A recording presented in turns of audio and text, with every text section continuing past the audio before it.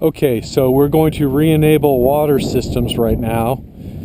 Right now the water is shut off, so we'll just go over the stile, over towards the well house, and first thing we'll do is check out the cistern, make sure we have a water level that's sufficient for starting the pump. We'll lift up the lid, place it to the side, take a quick look. What we can see is that the water's spilling and it's over the white pipe down there, which is the intake pipe for the pump.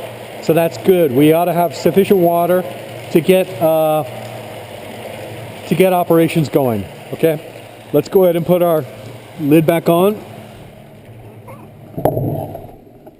Let's go over to the well house and open them up. We'll turn on the light. We can hear well number one going ahead and making its noises. Okay, so we're in here inside the well house with all of our different components. This is wellhead number one. These are some pump controllers. This is a recirculation valve for doing chlorine shocks on the pump. This is output piping. This is the master tank for the pressurization system. And this is the control valve for that. So here's what's going to happen right now. Looking around at all these valves, this valve here is the main output valve. What we need to do is first close this valve. So now that valve is closed. The reason we need to close this is because we have to repressurize this system. So this pressure gauge needs to go from 0 to at least over 40 psi, and I like letting it run at 50 psi. There's a switch right here on this side of it, and what you need to do is lift this up so that it starts running, but don't lift it so far that it switches off again. And what will happen is the pump will run, and this will take about a minute to charge up the pump.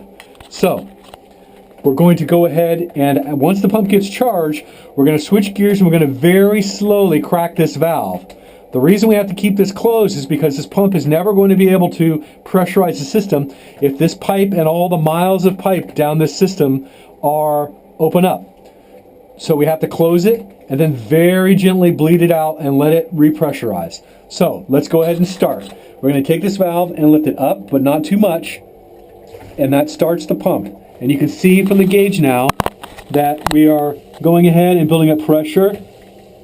It looks like it's getting up to almost 30 in a minute here. And this is going to take about a minute to get going. And we just have to be patient and let it come up to speed. And it's building up.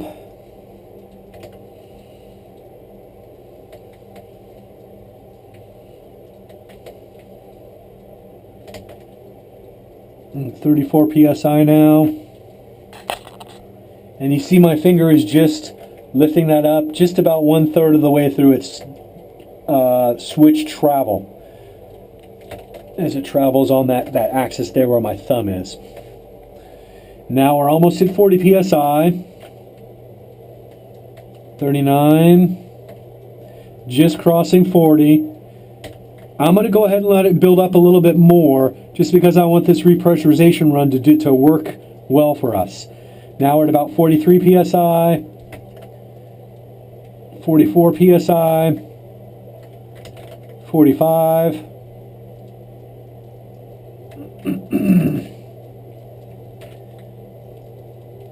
46, 48, 49, and we're just crossing 50. So now, coming back to where my finger and thumb are, I'm going to go ahead and let that switch travel all the way through. It traveled up to the top of its stroke and then it stopped. The system's at 50 psi now. I'm very carefully going to crack this. This valve will go counterclockwise and just crack it the tiniest little bit, not too much, and let some water start to bleed through, and watch that this pressure doesn't descend too rapidly. Once the system gets to about 40 psi, it's going to try to repressurize itself, but we don't want it to be a violent repressurization, so we're going to let this bleed happen nice and slow over the course of about a minute. And we're watching the pressure and the valve. We can open up the valve just a hair more. keeping an eye on our pressure. What we want to see is that when this pressure gets down to about the 40 psi mark, the controller will start to repressurization, and the repressurization will actually hold on the system. So it's just about 40. And there, I don't know if you saw that, but it just kicked off, and now it's trying to repressurize, and we're letting it fight the lack of pressure in the system, and it seems like it's working, and it's winning, and it's building its way back up to build good pressurization. So now that we know, we can open up this valve a little bit more and continue to let the water in. Pressurization seems to be holding.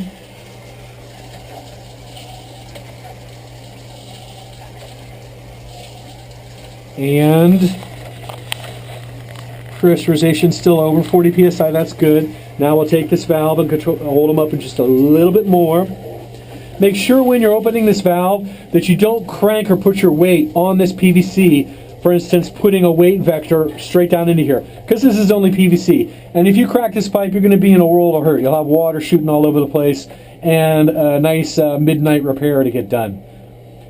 So basically you want to keep your weight off of it while you're turning it. And I'll go ahead, and if you've noticed now, a lot of that air bubble cavitation noise has disappeared. We can probably open up the valve a little bit more smoothly now. And you notice that our pressure is still over 40. That's looking good. Our valve is about halfway open. Things are looking good. Our pressure went back up to about 41, 42 psi. Go ahead and continue to open this valve just a hair more. We're still holding pressure really well, and in fact building up pressure. That's good. And we'll go ahead and finish opening them up. We're still at 44. Good. And he's open now all the way. Okay? So, to close him, you'll make him go clockwise. To open him, you'll make him go counterclockwise. Crack it open, let it slowly repressurize without dropping below 40, and then slowly open it up, and then your water will be working now. So, we've repressurized our water system, and now we'll go back out and we will test. Oh, let's make sure we don't leave our light on. And we'll lock up the well house. Take one last look at our tank here. Let's see what's going on with him, just to see. So hopefully within the next hour, we're going to see that we'll go ahead and refill our cistern, which is really kind of hard to see down in there right now, but we're coming back up and getting our water level back up. Hopefully within about 4 to 6 hours, that water will be all the way up to where that white marks on the concrete are. We'll put our lid back on carefully, and that should take care of it. So there's our well house. We'll go back up over the stile, and then we'll check water at our facility, either at the barn or at the house. And that should take care of that.